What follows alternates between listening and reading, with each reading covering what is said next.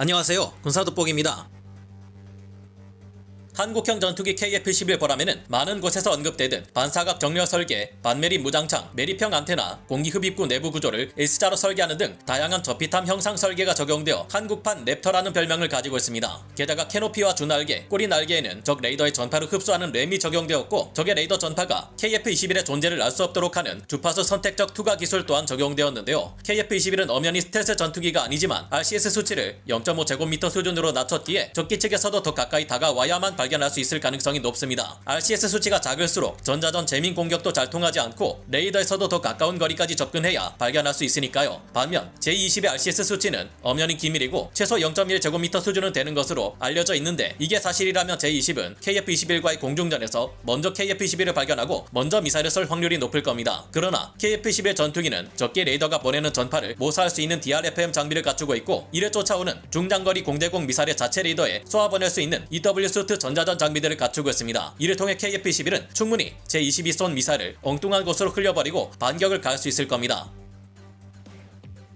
중국의 J-20은 본격적인 5세대 스텔스 전투기로 개발된 만큼 많은 부분에서 스텔스 형상 설계가 적용되어 미군의 F-22와 F-35를 닮아있지만 크기가 상당히 큽니다. J-20은 스텔스에 유리한 DSI 방식의 공기흡입구를 가지고 있고, EOTS, 다스와 같은 광학식 전방위 상황 인식 장치와 타겟팅 시스템, 무수히 많은 안테나를 모두 내장시켰고, 동체 아래와 측면의 내부 무장창을 갖추고 이곳에 중단거리 공대공 미사일 및 각종 공대지, 공대함 무장을 탑재할 수 있습니다. 스텔스 도료 램이 기체에 적용되었고, 표면의 이음매와 동체 엔진 커버 끝부분까지 모두 톱날 처리가 되어 있어 뛰어난 스텔스 성능을 갖추고 있을 것으로 판단됩니다. 주 날개 앞에 스텔스성을 저해하는 카나드 날개가 있다는 점 때문에 전망에서 RCS 값은 F-20이나 F-35보다 떨어질 것으로 판단되지만 상당한 스텔스 성능을 갖춘 것으로 판단되고 있으며, 지상에서 볼 때는 더욱 J-20을 찾기 어려울 것으로 보이기에 문제인데요. 만약 J-20의 RCS 수치가 KF-21보다 더 낮다면 분명 이는 KF-21에게 위협이 되기에 우리 군에서도 충분한 카운터 스텔스 장비와 전술을 갖추고 훈련할 필요가 있어 보입니다.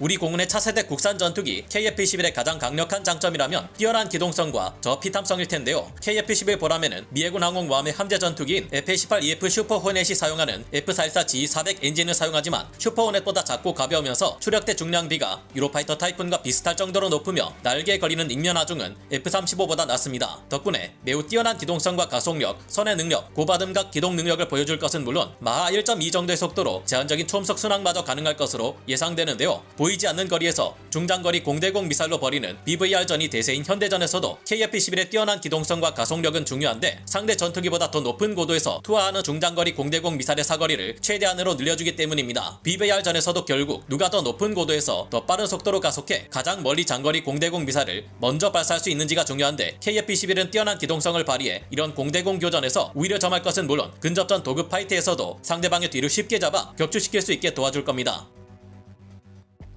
중국의 J-20은 스텔스 전투기로 유명하지만 기동성으로 따지자면 다소 불리할 것이라는 분석이 많습니다. 아직도 중국이 개발 중인 J-20 전투기 엔진은 출력이 약하고 문제가 많은데, 그에 비해 다양한 무장을 장착하는 탓에 기동성은 떨어지는 전투기가 될 것으로 예상하는 군사 전문가들이 많은데요. 무엇보다 서방제 전투기들 엔진보다 수명이 훨씬 짧은 러시아제 전투기 엔진을 기반으로 연구 개발되어 온 중국의 전투기 엔진은 1000시간에서 1500시간 운용하기 어려운 것으로 파악되고 있습니다. 이 때문인지 J-20은 기동성을 향상시키기 위한 조치로 양쪽에 귀날개라 불리는 카나드 이글 장착하고 있는데요. 현재 공중전의 대세는 중장거리 공대공 미사일을 사용하는 BVR전 위주로 진행되는 것은 사실이지만, 이 상황에서도 아군의 전투기가 공격할 수 있는 각도와 더욱 높은 에너지를 확보하기 위한 출력이 반드시 요구됩니다. 이 영상은 최근 중국이 자체 개발해 J-20에 장착해 시험 중이라는 WS-15 전투기 엔진과 TBC 노즐 실험 영상이라고 합니다. 이 영상에서 J-20은 F-35 저리 가라 정도의 높은 기동력을 보여주지만, 이 영상의 출처가 정확하지 않고 조작된 영상이라는 말도 있기에 좀 더 확인이 필요해 보이는데요. 지금까지 드러난 J-20의 비행 모습과 설계를 볼 때 J-22 스텔스성이 뛰어날 수는 있어도 기동성까지 뛰어날지는 의문입니다. 북한의 최신 전투기는 현재 우크라이나 공군이 러시아군과의 전쟁에서 사용 중인 미그-19 전투기 56기입니다. 이 기체들은 2018년 9월 이후 방현 항공기 공장에 입고되어 모두 창정비 및 현대화 업그레이드를 마친 것으로 파악되는데요. 실제로 미그-19는 미 해군의 함재 전투기인 F-18과 유사한 면이 많고 동등한 수준의 선내력을 가지고 있을 것으로 평가됩니다. 모의전에서 미그-19는 F-16C 블록 50을 단거리 미사일로 모의 격추하기도 했으며, 미군은 미그-19를 근접전에 한해서만큼은 F-15C와 동등하거나 그 이상의 전투기로 평가하기도 했습니다. 미그-29 전투기는 연비가 좋고 추력도 높은 RD-33 터보팬 엔진을 갖추고 있지만 서방 국가들의 전투기에 비해 10%밖에 되지 않는 고작 400시간 정도의 엔진 수명이 문제입니다. 게다가 항공유가 부족할 경우 포지 이상의 기동이 어렵다는 점, 스피드 브레이크를 쓸 수 없다는 문제가 있어 주날개에 외부 연료 탱크를 추가로 장착하는데요. 하필 이 주위계 외부 연료 탱크가 단 2개뿐인 R-27 무장 파일런을 차지한다는 문제가 있습니다.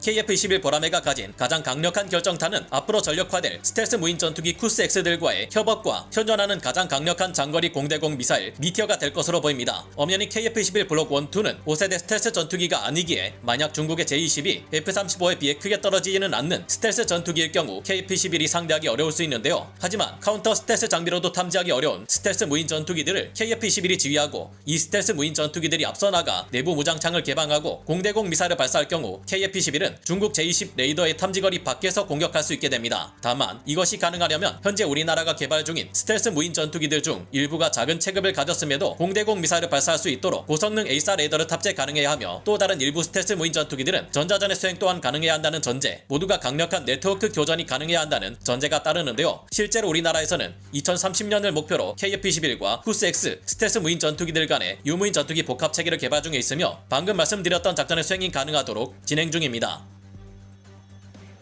중국의 제20을 이야기하기에 있어 중점적으로 다뤄야 할 부분은 이 전투기가 탑재하는 A4 레이더지만 아직 알려진 정보가 없습니다. 제20의 A4 레이더는 1856개의 TR 모듈을 장착할 것으로 알려진 것 외에는 실제 성능이 베일에 가려져 추정에 의존해야 하는데요. 제20에게 있어 가장 강력한 비장의 무기는 엄청난 물량이 있다고 볼 수 있겠습니다. 현재 우리 한국 공군은 당장 제20과 같은 선상에 있는 5세대 스텔스 전투기로 총 60개 F-35A를 확보할 계획인데요. 유사시 중국과 한국이 전쟁을 벌일 경우 함께 싸우게 될 일본 자위대에서도 F-35를 아시아 서방 국가들 중 가장 많이 확보하고 있지만 한국과 일본의 F-35를 모두 합쳐도 200여 개에 그칩니다. 반면 이미 중국은 208번째 J-20을 생산했으며 앞으로도 폭발적으로 J-20 스텔스 전투기를 생산해 배치할 계획인데요. 전문가들의 분석에 따르면 유사시 한미일 연합공군을 상대하기 위해 중국은 최소 650여 개의 J-20을 확보해야 공중세를 점할 가능성이 있는 것으로 나타났습니다. 그러나 이조차도 쉽지는 않을 겁니다. 미군은 세계에서 가장 먼저 6세대 전투기 200여 개 이상의 실전 배치를 서두르고 있고 J-20을 압도할 1000개에 달하는 스텔스 무인기들과 유무인 스텔스 복합 전투 체계를 가장 먼저 구축할 계획이기 때문인데요.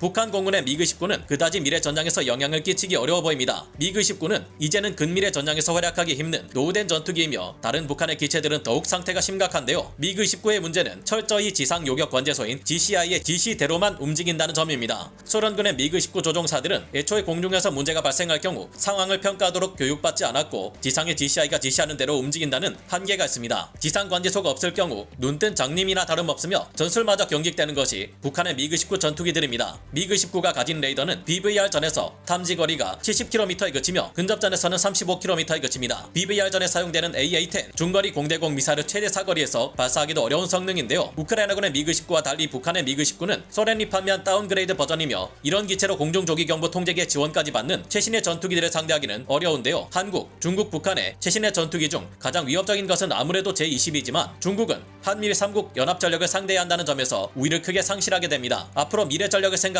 KF-21의 스텔스 유무인 복합 전투체계가 가장 위협적인 전력이 될 수도 있을 텐데요. 앞으로 우리의 적국들이 제공권을 장악할 수 없도록 계속해서 우리 공군 전력도 발전시켜 나가야 할 듯합니다. 영상을 재밌게 보셨다면 구독, 좋아요, 알림 설정 부탁드리겠습니다.